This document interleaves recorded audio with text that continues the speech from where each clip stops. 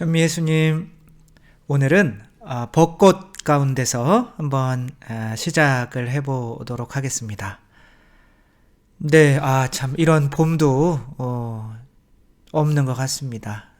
그래도 꽃은 피고 또 더워지겠죠. 그러면 코로나도 끝날 것이고, 우리가 이 코로나가 끝났을 때 어떻게 더 잘 살아가야 되는지 그런 거 결심하면서 산다면 더 빨리 끝나지 않을까 싶습니다.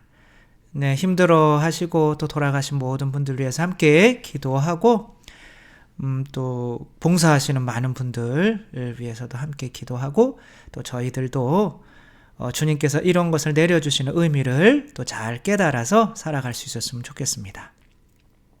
성주간 화요일 복음 묵상 함께 하도록 하겠습니다. 오늘 복음은 예수님께서 당신을 배반하게 될 사람이 누구인지 알려주시는 내용이죠. 이제 예수님께서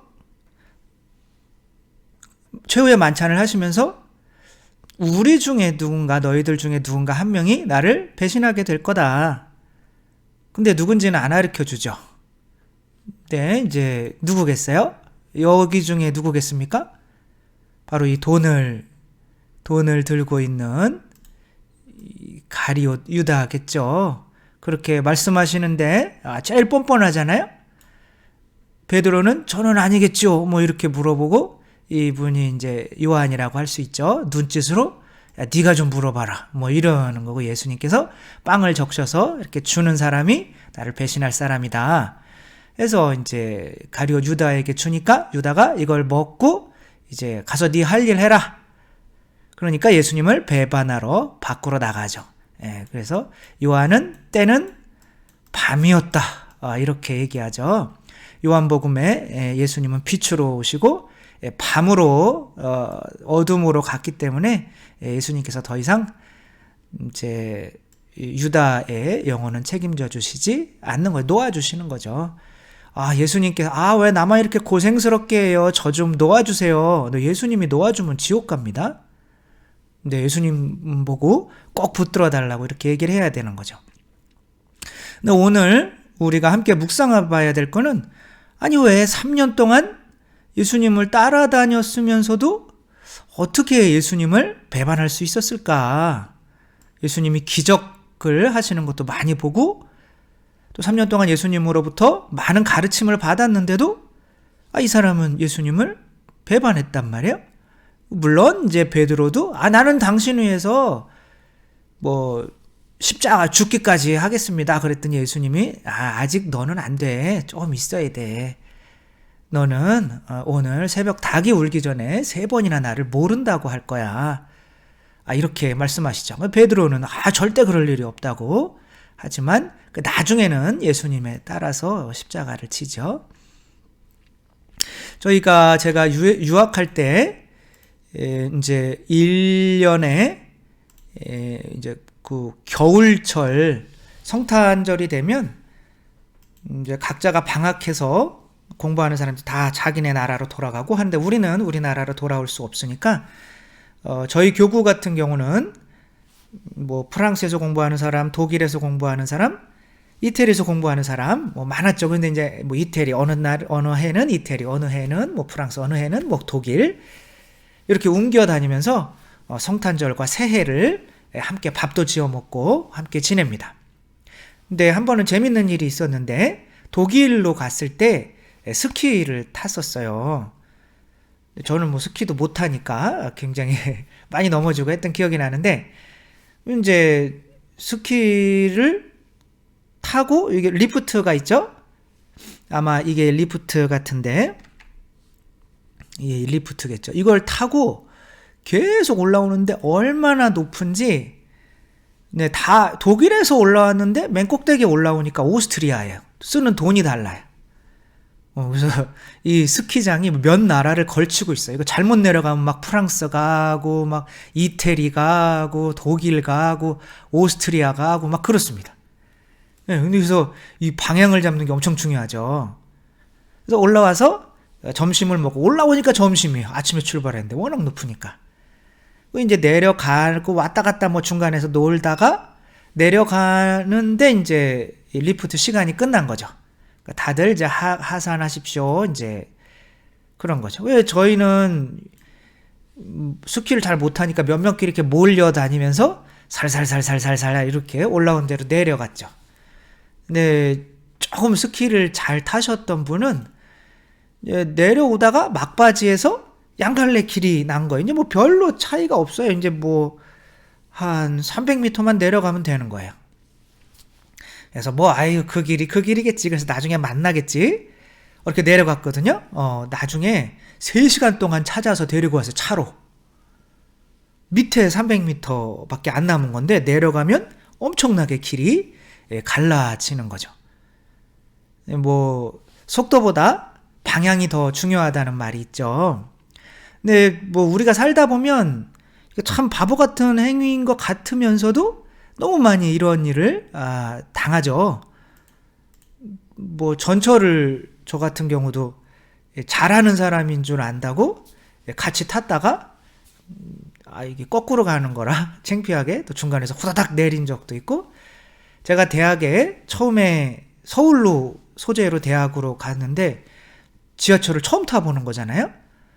그래서 서울로 첫 수업을 하러 가는 날 결석했습니다. 전철에서 계속 헤맸어요. 여기 내렸다 저기 내렸다 모르겠더라고요. 정말 방향이 중요한 것 같습니다. 말씀드리려고 하는 거는 이 베드로와 유다는 정말 같이 시작했는데 내가 방향 잡은 게 너무 달랐기 때문에 결국에는 너무 다른 결과가 벌어진다는 거죠. 한 명은 교회의 수장이 되고 한 명은 예수님을 배반하는 사람이 되는 거죠. 근데 이거는 아주 똑똑한 사람들에게서도 이런 일이 벌어진다는 거죠. 영국의 몰더스 헉슬리라고 하는 소설가가 있대요. 그 사람이 더블린, 지금 아일랜드 더블린에서 대형 그 영국 학술 협회에 참석하기 위해서 오는 거죠. 얼마나 똑똑한, 그 영국 전체 학술 대회에 참석하기 위해서 오는 거죠. 근데 그 사람도 이제 더블린에 기차 타고 내렸는데 시간이 늦은 거예요. 그 마부 보고 달립시다, 빨리, 지금 시간 없어요, 달립시다. 그 마부 또 열심히 달린 거예요. 한참을 가다 보는데 이 사람이 생각이 난 거죠. 내가 어디로 가라고 하는지 얘기했나? 마부한테 물어봤더니 안 했다는 거예요. 그거 왜 달리고 있냐? 그랬더니 달리라고 했으니까. 우리 신앙도 이럴 수가 있다는 거죠. 정말 목적지 모르고 열심히 달리다가는 예수님께서 주님 주님 한다고 해서 다 하늘나라에 들어가는 것은 아니다 라고 말씀을 하셨죠. 우리도 주님 주님 했지만 하늘나라에 못 들어가는 경우가 발생할 수 있는 거죠. 성당에 나오면 는 우리의 목표가 달성된 것인가요? 성당에 열심히 다니면 돼. 그것만으로 우리 구원이 보증될까요? 아니죠. 이 사람은, 유다는 3년 동안 예수님을 따라다 성당 나온 것도 아니고 예수님의 제자였어요. 이게 돈 쥐고 있는 이 표정 있죠. 이게 스테인드 글라스 같은데 표정을 엄청 잘 표현했죠. 그런 이 유다가 결국에는 여기서 성당 나온다고 다 구원받는 게 아니죠. 신부님 된다고 해서 다 구원받는 게 아니죠. 어떠한 신자가 되냐, 어떠한 신부가 되느냐에 따라서 그 결과가 달라지게 되는 거죠. 도대체 우리가 정말 목적지로 삼고 살아야 되는 건 뭘까요? 우리가 막 새를 잡고 싶다. 그러면 새가 앉아있는 나무를 봐야 될까요? 새를 봐야 될까요? 그 새에 어디를 맞춰야 되나, 거기를 봐야 될까요? 누가 더 새를 잘 잡을 수 있을까요? 당연히 좁은 곳을 겨냥하는 사람이 잘 잡겠죠. 마찬가지로 우리는 성당 다니면 돼, 성체 영하면 돼, 신앙생활 그냥 열심히 하면 돼, 이런 것으로는 매우 부족하다는 거죠. 그럼 도대체 뭘까요? 이 베드로와 유다의 차이는 네. 예수님께서는 세상에 뭐 하러 오신 거죠? 이 세상을 이기기 위해서 오신 거죠? 이 세상을 이기는 도구는 십자가죠. 십자가를 통해서 당신 자신을 아버지 뜻을 위해서 죽일 수 있을 때 이 세상을 이기는 거죠. 우리의 신앙생활의 명확한 목적지는 십자가가 되어야 되는 겁니다. 십자가를 통해서 내 자신을 죽이는 거. 그래서 예수님께서 우리 자신을 죽여서 아버지 뜻대로 예수님은 살려고 그렇게 했지만 우리는 그리스도의 뜻대로 살려고 우리 자신을 죽여야 되는데 우리 자신이 뭐죠? 뭔지 모르죠. 나를 죽여야 된다는데 나는 교회에서 가르치는 건 구체적으로 세속, 육신, 마귀인 거죠. 세속, 돈 좋아하는 마음, 육체적인 즐거움을 좋아하는 마음, 그다음에 교만한 마음을 죽이는 게 우리 신앙의 목적이어야지 성체 영하면서 우리 자신을 죽이려고 너희들 돈 좋아하는 마음 죽이려고 내가 너희한테 성체 주는 거야 그러는데 성체 영하면서 우리 집 돈 많이 벌게 해주세요. 우리 애 잘 되게 해주세요. 이 거꾸로 나가고 있으면 신앙생활 해봐야 소용이 없다는 거죠. 그러니까 예수님이 내가 오는 곳에는 너희는 아직은 못 와. 그럴 때 베드로가 이렇게 묻죠. 도대체 어디로 가려고 하시는 건데 못 옵니까? 주님 어디로 가십니까? 이게 라틴어로 하면 코바디스라고 합니다. 베드로가 지금 로마 박해를 피해서 도망가고 있을 때 예수님을 만나죠. 예수님은 십자가를 지고 가시는 거예요. 그래서 똑같이 물어봅니다. 이때도 코바디스 도미네 주님 어디로 가십니까? 너 위해서 내가 대신 십자가에 못 박히러 간다. 그러니까 베드로가 이제 죽을 때가 됐구나. 그러면서 베드로가 십자가에 베드로는 거꾸로 못 박혀서 돌아가시죠. 머리가 이렇게 돼서 발로. 근데 자꾸 안 그리려고 그리는데 하다 보면 그리게 되네요. 아무튼 이렇게 예수님의 뜻을 우리 자신을 십자가에 못 박아 죽여서 그분의 뜻이 나를 통해서 이루어지게 만드는 것. 그래서 내가 이 세상에서 돈 좋아하는 마음 없애고 육체적으로 즐기는 마음, 쾌락하는 그런 마음 없애고 또 다른 사람을 심판하는 마음 없애고 이게 우리의 신앙의 명확한 목표가 돼야만 돈 때문에 예수님을 팔아 넘겼던 가룟 유다처럼 되지 않는 거죠. 이런 명확한 목표가 없으면 예수님 아무리 따라다녀도 소용이 없다는 것이 오늘 복음 말씀인 거죠. 예수님께서도 당신의 공생활을 시작하실 때 광야에서 마귀한테 사탄한테 이 세 가지 유혹을 당하셨죠. 세속, 육신, 마귀. 그리고 이것을 이길 수 있는 게 순종하는 거고 정결하게 사는 거고 그 다음에 가난하게 청빈하게 사는 거다. 이 교회가 어떻게 살아야 되는지를 그 모범을 보여주는 게 이제 수도자들인 거죠. 근데 이 두 분이 이 깔멜을 두 수도회를 변혁시키려고 했던 분이죠. 한 분은 아빌라의 성녀 데레사이시고 한 분은 십자가의 성요한이신 거예요. 근데 이분들이 깔멜회에 들어왔는데 너무 편한 거예요. 뭐 말로만 수도원이지 뭐 가족들 들락날락 거리지 일은 안 하고 사람들한테 돈 받아서 살지 밥은 많이 먹지 하니까 이 십자가의 성요한은 아니 이게 뭐 예수님 십자가 따르는 삶이요? 그러면서 안 되겠다. 그리고 이 양반은 이 허리 돌아가시고 났는데 허리에 철사줄 같은 걸 감고 다녔는데 이게 살 속으로 파고들었다고 합니다.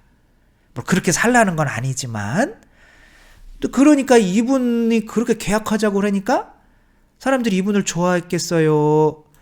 가두어서 막 때리고 막 그랬겠습니까? 네. 그래서 이 사람을 아는 사람들은 가두어 놓고 이분을 때리고 이분은 혼자 돌아다니다 길거리에서 돌아가셨어요. 아빌라의 성녀 데레사도 개혁을 하려고 하다가 정말 많은 누구한테 박해를 받겠습니까? 결국에는 자기 동료들. 왜 우리 편하게 잘 살고 있는데 그러냐고. 프란치스코 성인도 첫 번째 이렇게 회칙을 쓰셨대요. 이렇게 살아라. 근데 첫 번째 회칙은 그 제자들이 보고 불 속에 던졌다고 합니다. 맞는 얘기인지 모르겠는데 이거 어떻게 살아 우리가. 근데 정말 복음 삼덕을 따라서 예수님 십자가 따라서 살려고 이렇게 들어가는 사람들도 실제로는 그냥 그런 삶만 살면 알아서 우리가 뭐 구원받겠지, 잘 되겠지, 이런 명확하지 못한 목표로 들어가는 분들이 있는 것처럼 우리 신앙생활도 그렇게 명확하게 목표가 세속육신 마귀를 죽여서 순명, 정결, 청빈을 사는 그리스도의 십자가의 삶으로 나아가려고 하는 명확한 목표가 없다면 이 세상에서 계속 우리 집 잘 되게 해주세요, 우리 돈 많이 벌게 해주세요, 우리 사업 잘 되게 해주세요, 그러다가 죽게 된다는 거죠. 그러면 가룟 유다처럼 말로는 섬기는 것 같지만 어떻게 하다 보면 돈으로 예수님을 팔아넘기는 사람이 될 수도 있다는 거 생각하며 정말 우리는 베드로 쪽을 그래도 끝까지 죽으려고 하는 베드로 쪽을 선택할 것인지, 아니면 내가 이 세상에 살려고 하면서도 예수님 믿는 척하면서 신앙생활을 하며 살아갈 것인지 또 명확히 정한 다음에 또 이 사순절 동안에 또 성주간 동안에 예수 그리스도와 함께 우리 자신을 십자가에 못 박아 죽이고 이제는 내가 사는 것이 아니라 그리스도께서 내 안에 사시는 것입니다 라는 마음으로 살아갈 수 있는 우리들 됐으면 좋겠습니다. 네, 감사합니다. 사랑합니다.